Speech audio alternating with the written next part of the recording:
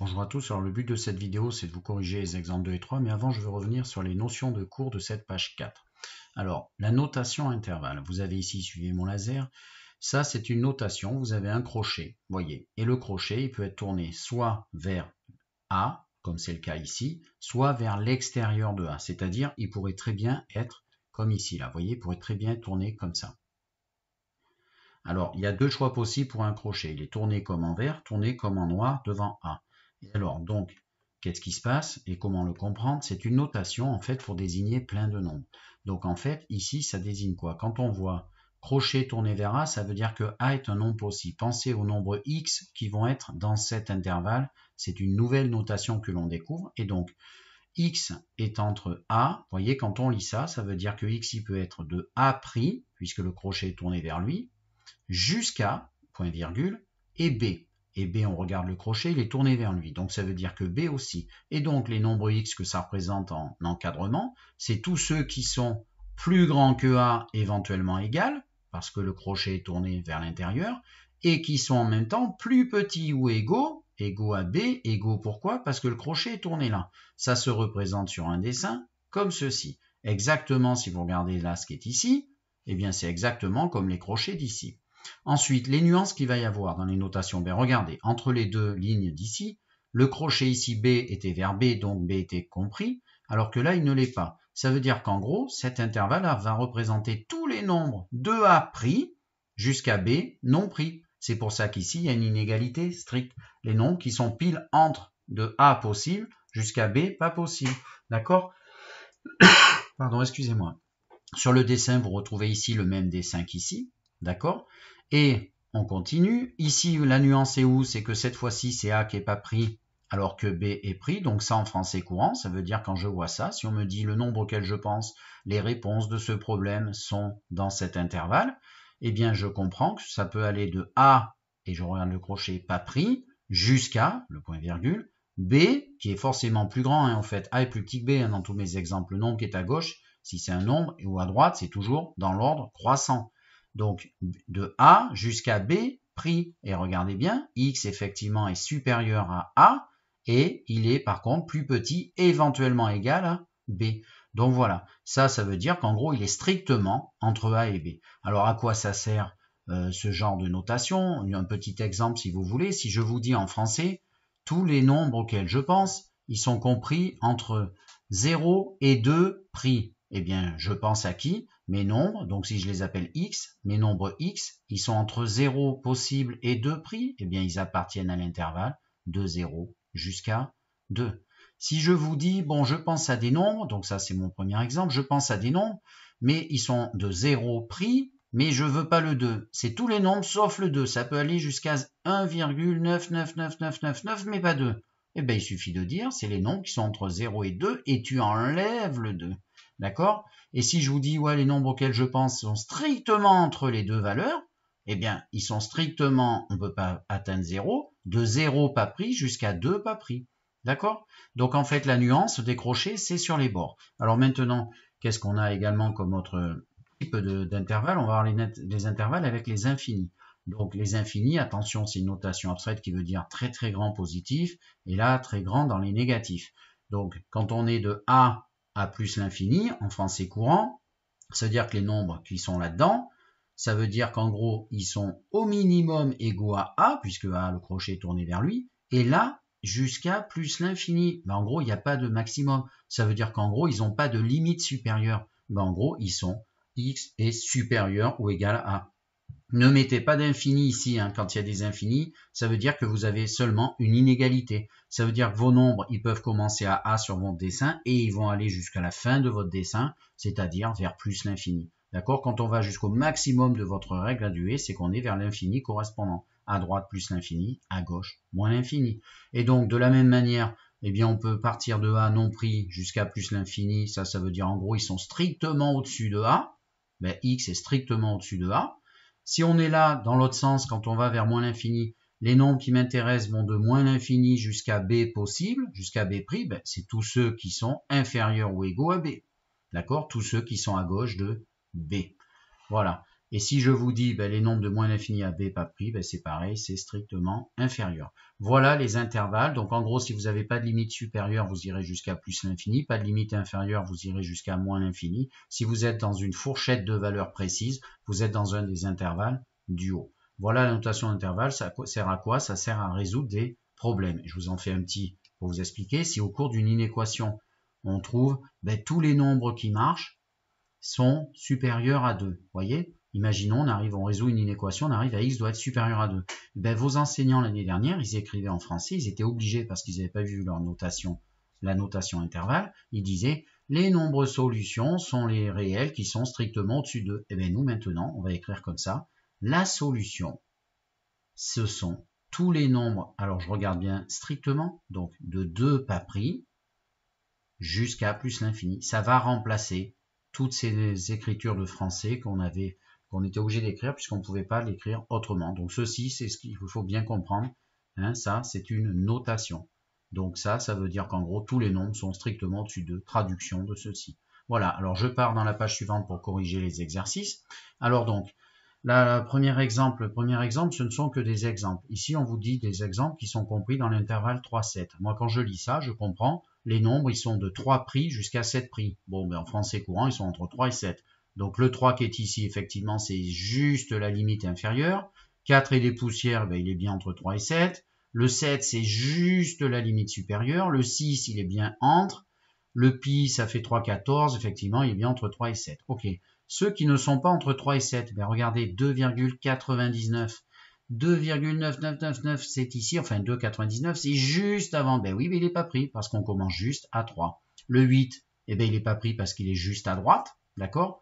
Plus l'infini ou moins l'infini, plus l'infini est complètement au-dessus de 7, moins l'infini est complètement en dessous de 3.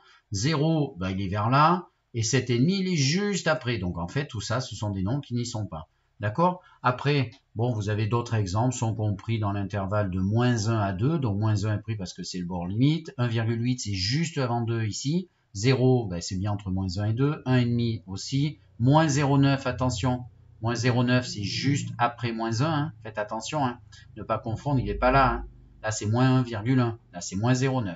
Voilà, et après vous en avez d'autres, d'accord, qui ne sont pas compris. Alors on va faire ensemble le corriger des exemples qui sont ci-dessus, donc je vous les fais en vert. Alors, le premier, 7,14 est-il, donc ici je vais lire avec vous, 7,14 est-il appartient-il à, alors c'est les mêmes notations que dans l'ensemble des nombres, de 6 pas pris à 10. En gros, est-ce qu'il est strictement au-dessus de 6 et aussi plus petit que 10? Oui, d'accord, donc là c'est vrai, donc vrai. Ensuite, 7 tiers. 7 tiers, 7 divisé par 3, ça fait 2,33. Est-ce qu'il est entre 3 et 4? Là, ça se dit en français de 3 prix jusqu'à 4 prix. Non, c'est faux. Donc faux. Ensuite, 7 divisé par 8. Est-ce qu'il appartient à cet intervalle? Alors là, ici, ça veut dire de moins l'infini jusqu'à 1. En français courant, on dit plus tous les nombres plus petits que 1, maximum 1. Donc tous les nombres plus petits que 1. Est-ce que 7 divisé par 8 est dans tous les nombres plus petits que 1? Oui, parce que 7, si je le divise par un nombre plus grand, positif, c'est un positif, mais ce résultat-là va être plus petit que 1. Sinon, vous tapez à la machine, vous verrez, c'est plus petit que 1. Et donc, c'est vrai. Ensuite, racine de 121. Alors déjà, racine de 121, c'est un 11 déguisé. D'accord? Alors, est-ce que 11 est entre moins l'infini et 10? En gros, est-ce que 11 est plus petit que 10? 10 maximum, valeur possible de cet intervalle. Non, c'est faux. Donc ça, c'est faux. Voilà. Ensuite, moins 126 divisé par 3. Si ça, 126 divisé par 3, ça tombe juste, c'est 42. Donc ça fait moins 42. Est-ce que moins 42 est dans cet intervalle? Donc l'intervalle, c'est de moins 100 à plus l'infini. Ça, en français courant, je dis si on est dans cet intervalle de valeur, c'est qu'on est au-dessus de moins 100. Et moins 42, oui, moins 100, je remonte là, je mets tous mes nombres du plus petit au plus grand en faisant ça. Là, j'ai moins 100, après j'ai moins 50, moins 42, 0, 12, 20 milliards, plus l'infini. Donc en fait, moins 42, est-ce qu'il est entre moins 100 et plus l'infini? Oui, d'accord? Donc oui. Donc oui, moins 42 est bien là. Et le dernier exemple, est-ce que moins 12 appartient à l'intervalle moins 1, 3? Pas du tout. Moins 1, 3, ce sont tous les nombres de moins 1 pas pris jusqu'à 3. Moins 12, il est bien avant moins 1. Donc faux. Voilà. On attaque le dernier exemple. Donc, est-ce que 12 appartient à moins 5? Ah non, pardon. La consigne, je vais la lire quand même, ça serait mieux. Compléter le trou dans chaque cas afin que l'affirmation soit juste. Alors, est-ce que je veux que 12 appartiennent à l'intervalle de moins 5 jusqu'à ce que je mets ici? Alors ici, ben, il suffit de mettre un nombre. Comment? Je le dis en français, mais il y a plein de réponses à ces exemples de cet exemple 3. Et comme je veux, est-ce que si je mets 12, eh bien 12, ça va le faire. Oh, c'est tout juste, parce que en fait, ici, là, j'ai un crochet qui est pris. Donc si je mets 12, c'est bon. Et en fait, si vous mettez ici quelque chose qui est 12 ou plus, vous aurez bon. Donc ici, vous mettez, d'accord, 12. Moi, je vous donne la règle générale, hein, vous mettez 12 ou plus. D'accord? 12,1, etc. Vous avez bon. Ensuite, je veux écrire un nombre ici. Donc, je veux écrire un nombre ici qui est entre moins 5 et moins 4,9. Entre moins 5 et moins 4,9. Oula, faut que je fasse attention. Donc, entre moins 5 et moins 4,9. Quand vous avez les nombres, bon là, il y a 0. Moins 5, disons, il est à gauche hein, déjà. Moins 5, il est là. Et moins 4,9, il est, attention, il est à sa droite. On est plus près de 0. Donc, vous voulez être ici. Vous voulez être entre les deux. Et donc, je vais colorier un peu la zone. On veut être ici entre moins 5, d'accord, et 4,9. On accepte 4,9, moins 4,9 par contre, mais on n'accepte pas moins 5. Donc, vous voyez, je fais le dessin comme là-haut dans votre cours. Donc, qu'est-ce qu'il y a là-dedans? Ben, écoutez, il y en a une infinité de choix quand même. Je ne vais pas me prendre la tête, je vais me mettre au milieu, moi, à peu près. Donc, je vais mettre moins 4,95. Et du coup, je propose de remplir avec moins 4,95. C'est mon choix. Si vous voulez mettre autre chose, ben, vous mettez autre chose. Vous pouvez mettre moins 4,96, moins 4,90, c'est bon. Parce que moins 4,90, c'est moins 4,9. Il y a des choix possibles. Ensuite, l'exo suivant. L'exo suivant, c'est on veut qu'il appartienne à l'intervalle 13 pas pris, 19 pris. En gros, entre 13 et 19. D'accord? Ben là, vous mettez 12, 15, 12, qu'est-ce que je dis, pardon, bêtise. 13,1, 13,5, 14, 15, 16, 17, 18, 19. On va pas chercher compliqué, autant prendre un exemple simple. Allez, je vais mettre 18, là j'improvise, voilà, j'ai envie de mettre 18. Ensuite, on veut que 7 plus ce qui se met ici divisé par 5, on veut que ce tout appartienne à l'intervalle 2, 3. Alors, je veux que ça arrive entre 2 et 3. Donc, est-ce que vous comprenez que si on divise par 5 un résultat, ça veut dire que si on veut qu'il arrive entre 2 et 3, ça veut dire que le numérateur doit arriver entre cet intervalle qui est multiplié par 5, c'est-à-dire entre 10 et 15.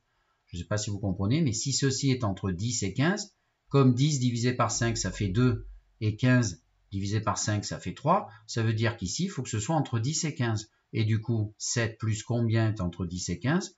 Ben, si le nombre qui est ici est entre 3 et 8. Donc ici, il faut que vous mettiez un résultat entre 3 et 8.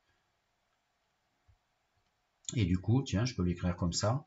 Il faut absolument que le nombre auquel vous pensez, il soit entre 3 possibles et 8 possibles. Voilà, dans 3, 8. Dernier exemple que je vous propose, moins 1 sur quelque chose doit appartenir à l'intervalle moins 1, 0. Ben, je veux pas, je vais mettre 1 là. Vous voyez, tiens. Regardez, moins 1 sur 1, je fais le calcul. Moins 1 sur 1, ça fait moins 1 et moins 1, c'est bon. D'accord? Voilà. Ensuite, qu'est-ce qu'on pourrait faire? Ben, vous pouvez mettre un nombre n'importe lequel, plus grand que 1 là. D'accord? Si vous mettez 2, moins 1 demi, ça sera bien là. 3, moins 1 tiers, moins 1 quart. Vous pouvez mettre 40 milliards. Moins 1 sur 40 milliards, ça va être une poussière négative. Ça marchera. Dernière remarque que je fais ensemble, que je fais avec vous, même si ce n'était pas demandé. On ne prend jamais les infinis, d'accord? Vous l'avez remarqué dans les notations. Mais d'ailleurs, j'ai oublié de le dire pour vous qui êtes à la maison. Donc, ce symbole sera toujours à côté d'un crochet tourné vers l'extérieur. En clair, on ne peut pas atteindre l'infini. C'est une notation abstraite. On ne peut pas le toucher, qu'il soit moins l'infini ou plus l'infini. Donc, ça veut dire qu'à chaque fois que vous avez un infini, le crochet qui colle cet infini est toujours tourné vers l'extérieur. Et deuxième remarque que je vous fais, faites attention, c'est une erreur, hein, ça. Je vous la marque. Donc, si un élève m'écrit que x appartient à l'intervalle 2 plus l'infini comme ça, eh bien, il fait une erreur. On ne peut pas atteindre l'infini. Donc, moi, je vais lui cocher son infini là et je lui dis, tu fais une erreur, on ne peut jamais atteindre l'infini. D'accord? Bon, alors maintenant, R, eh bien, R, c'est l'ensemble des nombres que vous connaissez. On l'a écrit comme ça dans le chapitre 1, mais en fait, vous pouvez très bien l'écrire. C'est tous les nombres de moins l'infini jusqu'à plus l'infini. R, voici la notation de R avec les intervalles. C'est tous les nombres de moins l'infini. Donc, vous avez vu, j'ai mis un crochet forcément tourné vers l'extérieur, car c'est un infini, jusqu'à plus l'infini, les valeurs minimales et valeurs maximales. Et j'ai mis forcément aussi un crochet tourné vers l'extérieur.